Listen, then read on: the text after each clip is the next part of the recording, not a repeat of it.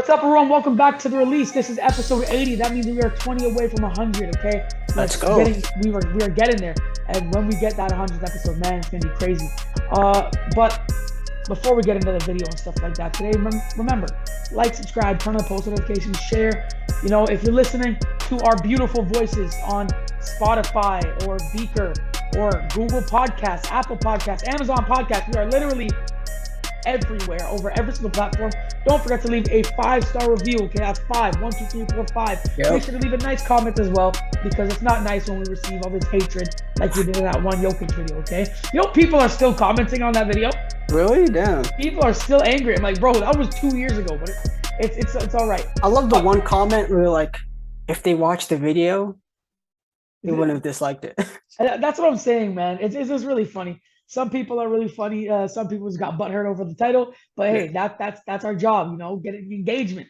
That's up to like 700 views now, so we're good. But without further ado, let's get into the topic of today's video. Okay, today we are going to be talking about our top 10 players going into this season, right? So we have a list of 10 players, we have a list of 5 honorable mentions, and we have arguments for each. All right. Now I'm going to let you guys know right away, you will not be pleased with this list, but it's okay, because this is our view, and if you want to argue it, comment, email, DM, anything, and we will gladly debate you. All right. Facts. Type put your own list. Like, give us your own list. That's what I'm saying, man. We want interaction. So I want to see your guys' top 10 list, whether that be in the top TikTok comments, or the Instagram comments, or the YouTube comments, or even if you guys send that as a little feedback on the Spotify and stuff like that. I want to see your lists so we can debate them. But without further ado, Jordan, let's get right into it. All right. So let's start it off with our honorable mentions. So who are your 5 honorable mentions? Damian Lillard's one honorable mention. Anthony Davis is one. John Morant, Trae Young, and Paul George was an honorable mention. I was contemplating putting him at 10, but I'm like, 11th. But those are my honorable mentions. So you don't have Anthony Davis in the top 10? No.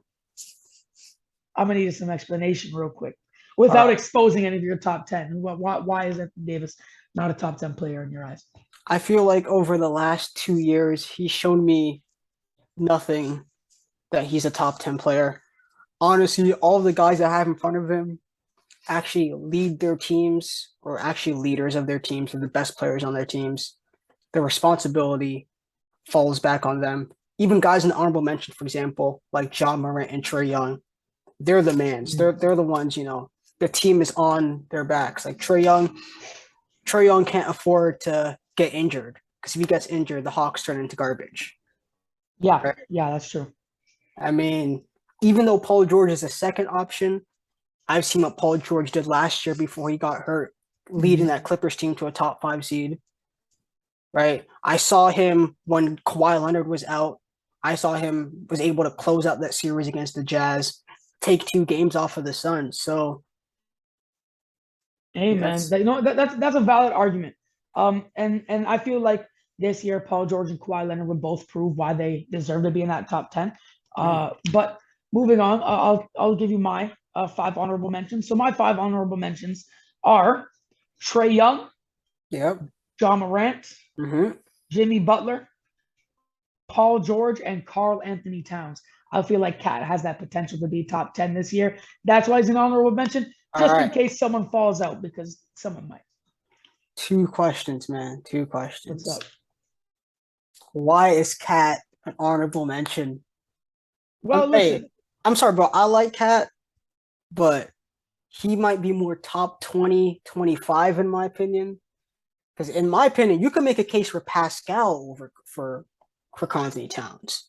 And you know what? It's true. It's true. I'm not a Pascal fan like that, or a Raptors fan. So this is. I'm giving Karl Anthony Towns the benefit of the doubt here. I feel like he's going to have a monster season and a potential most improved type season. Like, he's going to be averaging like 28 type season. So he's going to be like that. People forget that Cat is that guy. I'm giving him the benefit of the doubt here. I want to see him do well. I think that he will, and I feel like he'll really take that big step in kind of leading the Timberwolves and working alongside Rudy Gobert. Now, here's the thing. Working alongside Rudy Gobert can either benefit him or it can diminish him. So it can take his stats down a lot in terms of like on the defensive end and rebounding and stuff like that, or it could help him get up in terms of scoring and assists. So we'll see how that goes. But I have him there just in case because I like him as a player, and I feel like he's very, very capable of making See that. me that you mentioned Rudy Gobert, because it's another point I want to bring up. Hey, Rudy Gobert, he could take some shine off of Cat. Maybe not in the scoring department, but we talk about defensively. Yeah. People also forget before he got hurt last year, he was actually an MVP candidate, despite him not even putting up 20 points. So yeah, you don't see that. Yeah, so I feel like, again, to me, Gobert and Cat, they're honestly in the same tier to me as players. So, Hey man, you know I don't know, what? man. Also, It's Jimmy rare Butler that we not the see. top 10? Yeah, I don't have Jimmy Butler in the top 10 yet. I feel like he's my like go-to guy in case one of my guys in my top 10 happens to fall out of it. Jimmy Butler, I feel like although he's an incredible player, he'd be at like that 11 spot, rotating with my number 10 guy. Because as of right now, I'm giving the guy that I have at number 10, I'm giving him like a serious, serious benefit of the doubt. Like I'm putting like all my chips on the table when I'm talking about this guy being at number 10 because I feel like he could do it if he doesn't get injured, and that pretty much hints at who it is. But Yeah. you know, if he does happen to get injured, or if he does not, if he doesn't get injured and he just continues to play like he did last year, Yeah. Jimmy Butler's taking that spot. But without further ado, let's get into our top tens. So let's discuss our bottom five. So let's talk about number 10 to number 6, Jordan. So who do you have from 10 to 6? All right, and number 10, I have Jimmy Butler. Number 9, I have Jason Tatum. And number 8, I have LeBron. Wait, number 8, I have LeBron James. And number 7, I have KD. And number 6, I have Joel Embiid. Okay, I like that list. Now, here's my two questions. Okay. Mm-hmm. Number one, why do you have LeBron ranked at 8, and why do you have Joel Embiid ranked at 6th? Without trying to expose the players ahead of them, just quick reasoning as to why you think they should belong there and not in the top 5. I feel like in terms of LeBron, while LeBron has been great, his defense hasn't been as good. I don't think he's impacted winning as the other people who I have in front of him. And those are kind of just those two reasons. Even though I'll admit he's still one of the best offensive players in the league. And if you have him top 5, I still can't argue it. In terms of Joel Embiid, man, defensively he's insane. He's been an MVP camp for the last 3 years. My thing with him is these playoffs, man. He always gets hurt at the wrong time. That's true. And when I look at the guys who are in my top 5, which we talk about, these guys are monsters in the playoffs. These guys show up. I like So, how you took playoffs into account for your top 10. I like that because a lot of people just do it out the regular season. Of course, you have to take both things. I like that. All right, cool. Well, I'm gonna move on to mine. All right. So my number 10 player is Anthony Davis. Now he's very iffy. All right, he can definitely get kicked out, and Jimmy Butler can get pushed in with this. Number 9, I have Jason Tatum. Okay. Number 8, I have Kevin Durant. Number 7, I have Luka Doncic. Yep. And number 6, I have Kawhi Leonard. All right. So what do you say of Luka again? I have Luka 7. Luka 7. All right, man. Okay, that's one question. Another thing I want to say about Jason Tatum, I have him at 9 too, but I won't be surprised by the end of the year if he's even higher. Hey, tell him. Because he can do it, yo. If you've watched the last video, I have him as MVP candidate. I think they're going to go to the finals. I wouldn't be surprised if he makes all defensive team. By the end of the year, he could be a top 5 player if everything falls in the right way. Another one, Luka, man. I think Luka's a bit low, but that's just me. Why do you have him at 7? Okay, so for me, at this point, it might be some bias. There might be some bias behind this one, but although he has proved himself quite a bit to me, it's the defense. I feel, yeah, it's the defense for me, man. I'm a big defensive guy, right?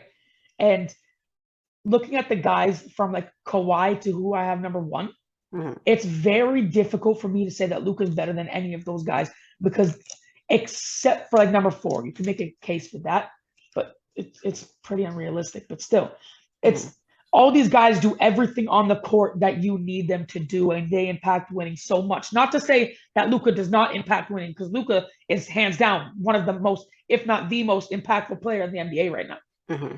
But what these guys do on the court is unmatched, in my opinion, and Luka is not on their level yet, just yet. He will be soon. I agree with the defense part. What I will say, the reason why I got Luka higher, he's an animal in the playoffs. His playoff performances for me, it's just too good to overlook. It's magical to watch it. He's putting up Michael Jordan numbers in the playoffs, and that's not an exaggeration. That's literally Michael Jordan, young Wilt Chamberlain numbers in the playoffs. So I can't let that slide. I mean, when you're doing stuff like that, he's always an MVP candidate. But I could always understand defense is not that good. He does miss a lot of games, so I could see the argument for why he's not top 5. But that's valid. I feel like everyone that I have above him is a better playoff performer than he is. Now, quickly before we get into our top 5 players, you guys may have noticed that we have Kevin Durant rather low. Jordan has him 7th. I have him 8th. A lot of you may be pissed about that. So quickly, we're going to give our quick explanation. So Jordan, I'm going to let you take it off. Why, just explain to them why we have KD so low, because I believe that it's a common consensus between the both of us. Here's the thing. So I feel like we should do this after we finish the rest of our list, because I could go player by player and tell you why they're better. I think that's... So you know what? Let's do that then. I'm going to argue that. So let's just finish the rest of the list, and then we could talk about why KD is where he is. Go right ahead. So list your top 5, starting from 5, ending at 1. So at 5, I have Luka. At 4, it might be high because he hasn't played in a while. But projection speaking, the last time he was playing, it's Kawhi Leonard at 4. Number 3, Stephen Curry. Number 2, Jokic.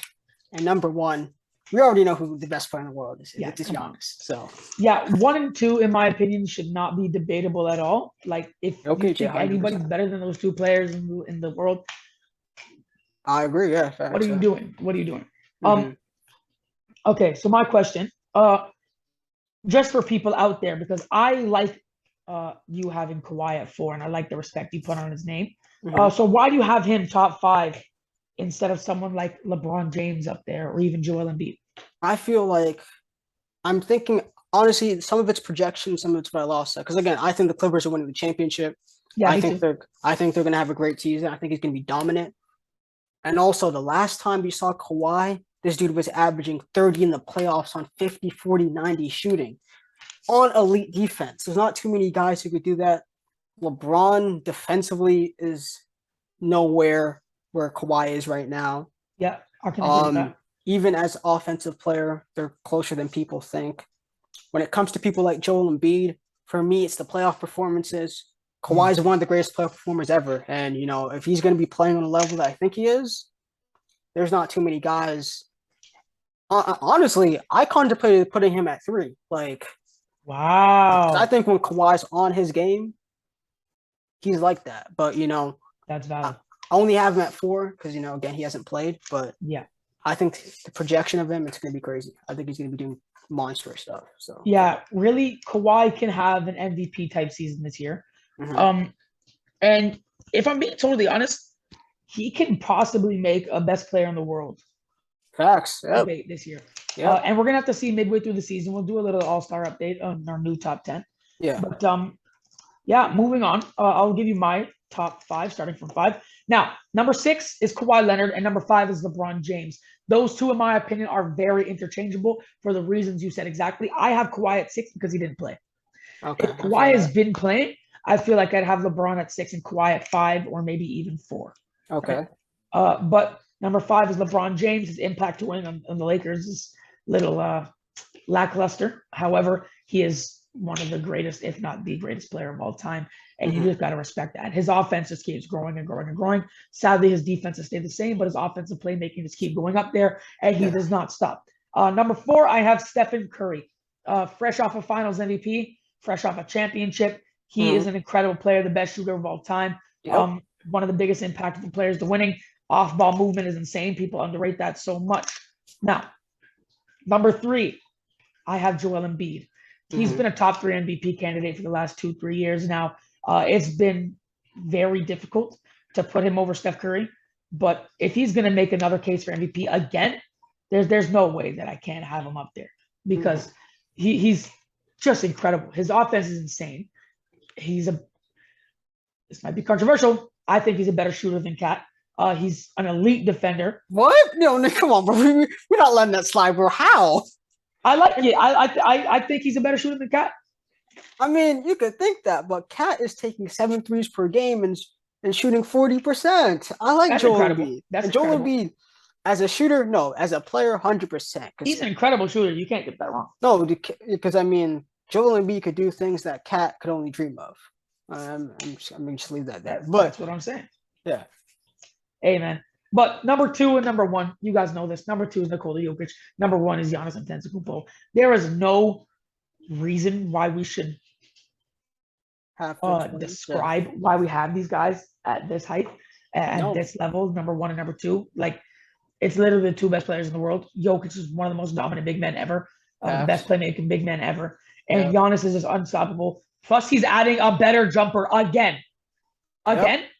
He just came off of a league average from mid-range, which is, hey, like league average doesn't mean you're an incredible player. But for Giannis Antetokounmpo, who's not a shooter, league average is great. Plus, he's confident with the threes. Now he's looking more consistent with the threes. So we're going to see how he does. But moving on to our final thing for the day. All right. Wait, one thing before, just 2 things I want to say. So when it comes to Giannis, he's having that LeBron kind of dominance in the league where it's not even a conversation who the best player in the world is. That's what I'm saying. Like, people just know. They know. And Jokic, he has a strong argument for being the best player in the world. Like, if somebody told me they had Jokic number 1, I wouldn't be mad. Now, if they didn't have Giannis number 2. Yeah, that's crazy. But Embiid, regular season wise, I agree he's top 3. But these playoffs, man, I can't put him over Steph. I just can't, man. Yeah, I'm not gonna lie to you. I wasn't considering playoffs when I was making this list, and that's why some of my picks might be the way they are. But still, I'm confident in my list, and I'll probably restructure it in a couple of weeks once the NBA starts. But moving on to our final thing of the day, like we said, Kevin Durant. Jordan, please explain to our audience why we have him so low. This video is going to get so much clicks. Oh my god. So here's the thing. This is, I think, the problem with this. When it comes to Kevin Durant, even LeBron, people are judging them based off what they did years ago. We're talking about them right now, what they have done. I don't see how Kevin Durant's a top 5 player. And the only reason why I used to have him like top 5 going into last year is because of his legacy. But we're talking about what he's done over the last 2 to 3 years. He's not top 5. And let's go down the players, because that's what I want to do. Because this is the easiest way. So you have him at what, 7? So okay, so 7. 6 to 1. So we have 6 players that we agree on. You have LeBron. We could discuss that after. Yeah. But when it comes to Giannis, right? Let me just say this. Giannis is a better playmaker. Giannis is a better defender. Giannis is a better rebounder. Giannis's impact on winning is much higher than KD. The Bucks built a system around Giannis to win a championship. KD had to join another man's system to win a championship. Let's get that out the way. And let's keep on going. Last year, right? KD got locked up by the Celtics. Couldn't even win a game. Giannis was his second best player was Drew Holiday, who was shooting under 40% and still took the Celtics to 7 games. I don't want to hear, it's a tough defense. Because the same defense that he struggled with, guess what? Jimmy Butler cooked it. Giannis cooked it. Curry cooked it. Didn't just do normal, didn't just do average. Cooked it. Jimmy Butler almost single-handedly wielded the Heat to the finals. So for me, I don't think that's a discussion. They're all, even though KD's a better offensive player, the gap on defense is way too big. Yeah. To just like compensate for that. It's not even, to me, it's not even close. Yeah, that's understandable. Yeah. Nikola Jokic. All right. Here's the thing. So most arguments for KD stems on offense, right? Yeah. He's the better offensive player. Here's the problem. He's not a better offensive player than Jokic. Oh man. Again, offense just doesn't mean scoring, right? So KD is a better scorer, but not by a lot. But guess what? But here's what Jokic could do. Jokic, when it comes to playmaking, it's not even a competition. Like Jokic is one of the best playmakers ever. Like, I mean, his passing ability, it rivals people like Larry Bird, people like LeBron, Jason Kidd. Like, it's, to me, the playmaking. Also, this Jokic has shown me the ability that he could raise his team in the worst circumstances ever. He took the Nuggets to the playoffs with Aaron Gordon as his second best player. Tell him. What are we talking about? Back-to-back MVP. Tell him. KD hasn't been more accomplished than Jokic over the last 3 years. And by the way, KD only scored one more basket a game than Jokic. He averaged 29. Jokic averaged 27. Exactly. Again, better. He's just a better overall player. He's been a better playoff performer. He's been able to show me that he could be he's one of the greatest floor raisers of all time. Easily. Right? Again, I don't really see the argument because he's more accomplished than him over the last few years. He was better in the playoffs. He actually didn't get swept. He actually won a game, something that KD couldn't. Tell him. With the much worse team. Thank you. All right. So I feel like that was like right there. Should be. You got anything more to add? I feel like that's easy, right? Yeah, that you're explaining it perfectly. I want you to keep going. So next up is on your list is Steph Curry. Stephen Curry. Not only is Stephen Curry better right now, he's better all time. Woo! All right, so top 10 player of all time. So Stephen Curry is a better offensive player. So again, you can't use the defense argument, right? Stephen Curry is a better playmaker, better ball handler, better off-ball shooter. You're able to create systems around him that have led to championships. Yep. No KD system has led to a championship ever. Also, KD could barely survive without a playmaker. That's another thing. They don't talk about that, right? People don't talk about that. Take it in.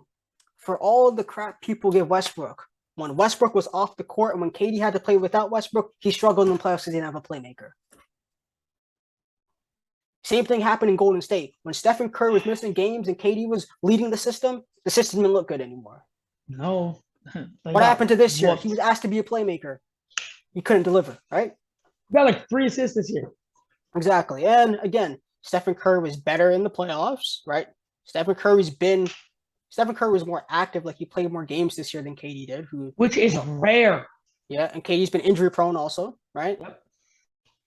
Curry has even been a better floor raiser. Last year when he took that Golden State team that was god awful to the 8th seed. So I feel like, again, this is not a competition. He proved it this year. He's proved it throughout his career. He's better offensive player. KD is a better defensive player, but KD's not a great defender. So I mean, it doesn't really do anything. And the impact on winning is different. I feel like that's another easy one, right? That's another easy one. All right, so let's move on to the non-easy ones because I feel like Kawhi is a pretty easy one as well because then you could use the offense argument and the defense argument because Kawhi Leonard is an incredible player on offense. Yeah, maybe he might not score as much as KD, but their efficiency is near the same. Yep. Kawhi's a better playmaker. Kawhi's a better rebounder. Kawhi's a better defender. And like 10 times the defender Kevin Durant will ever. Better off-ball player. Tell him. I mean, I don't feel like, same things that you said. This is really, only thing KD has over him is that he's played more games than Kawhi has over the last year.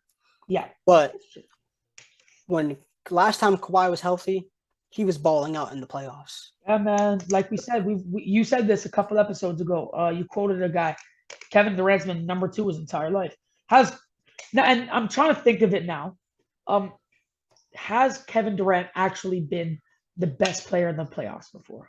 Because we think of it, okay, we had Steph Curry, we had LeBron James, then we had Kevin Durant, but you could also say LeBron James for that year. And then we undoubtedly had Kawhi. Then we had Giannis. I will give him, I'm trying to think right now. I could give him 17, 18? Not, 18's LeBron. LeBron was averaging 34, but 17 I will give to KD. KD was dominant in the playoffs. I mean, he averaged 35 in the finals. It's difficult. He was an animal that year. So, but in terms of, again, the last time we saw Kawhi in the playoffs, he was playing better than KD. Also, if Kawhi never got hurt, The Clippers could have won the championship that year. They were everybody's favorite. You know that? They were on the pace. So I feel like, again, that's another easy one. I mean, to me. Yeah. So now after Kawhi, we have Luka Doncic.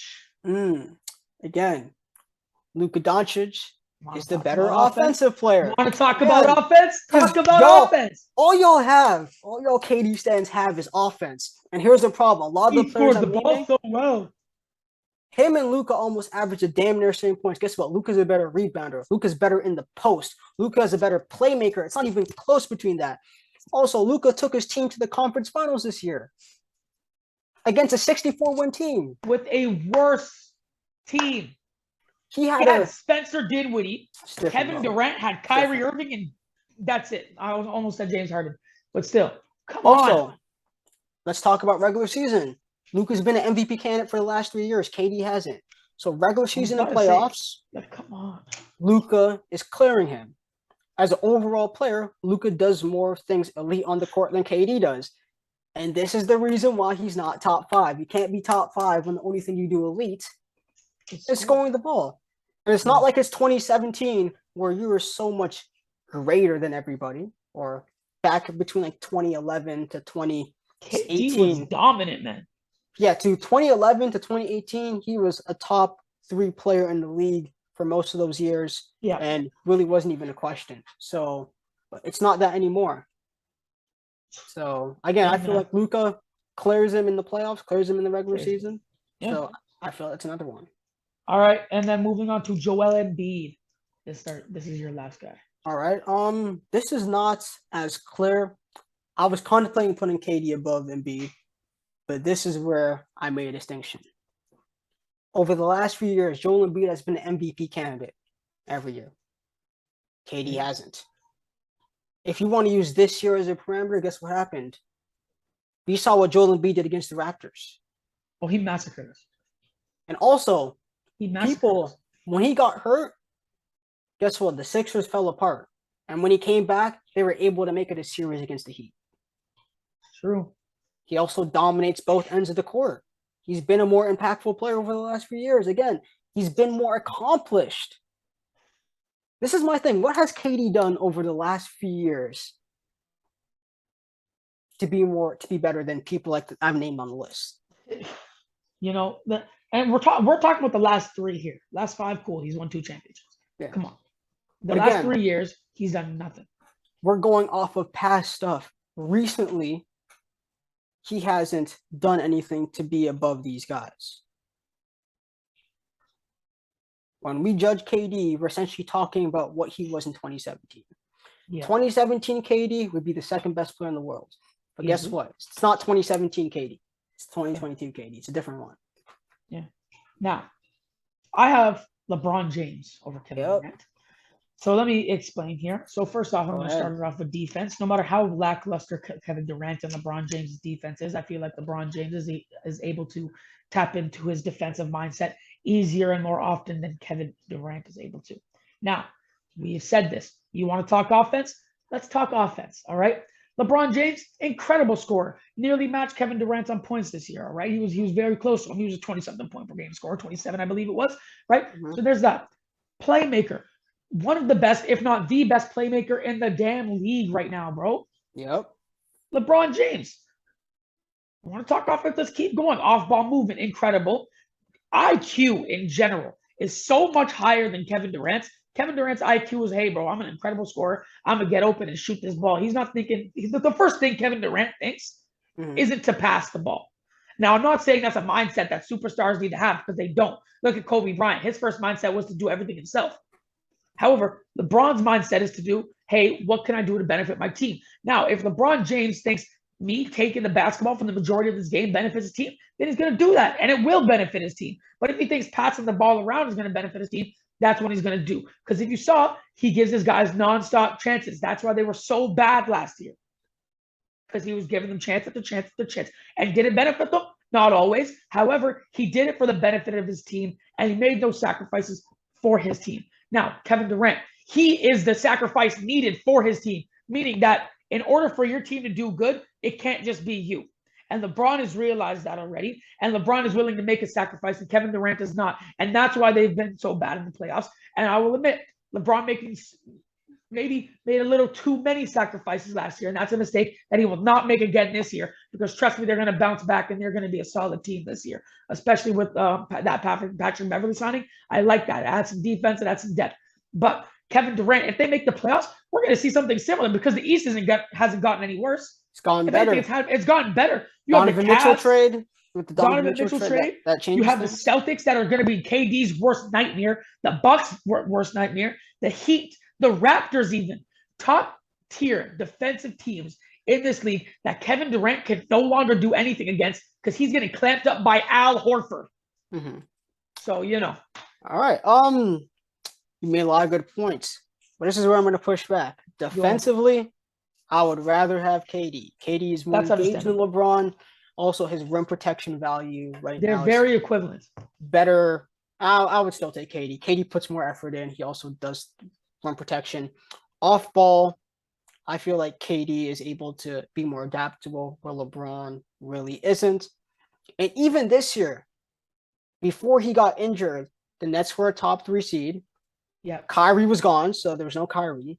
Yeah. James Harden had a really bad start to the season. So KD was doing most of the heavy lifting. He was a front runner for MVP before he got hurt. So it's true. I feel, again, that stuff puts him over LeBron, even though he was awful in the playoffs this year. The year before, he was a demon in the playoffs. It's a valid argument against the Bucks and against the Celtics.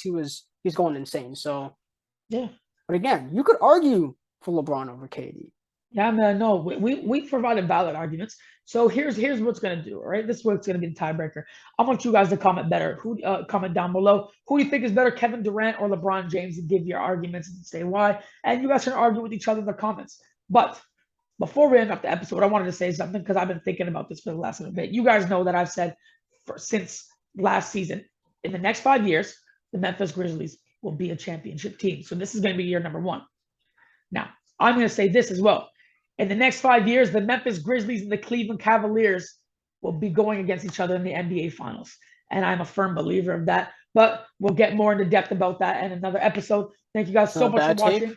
Make sure to like, subscribe, turn on post notifications, leave 5-star review, all this stuff, because that way we'll blow up even more than we are right now. Okay, we're in a fast track. We're growing really up.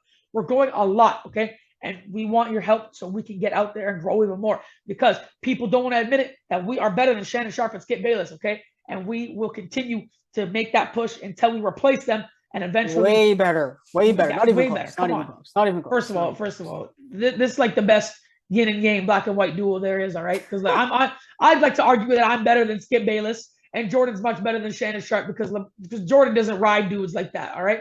No, you're definitely better than Skip. Skip is the worst analyst ever. I know 7-year-olds that are better than Skip Bayless. I was a camp counselor this year. Okay, I got into some heated debates with some miniature children that could make TV better than Skip Bayless. Skip is the worst debater I think I've ever seen on TV. Oh my God. I mean, but you know what? He's trained, and he does it so people hate him, and I respect it. No, I don't. He does it for the money, and I don't respect it either, because he's fake. But thank you guys so much for watching. Let us know if you want us to talk about more sports. I'm paying more attention to NFL this year, so we could possibly do an NFL episode. But thank you guys so much for watching. Have a good day, evening, night, wherever you guys stay at. Peace.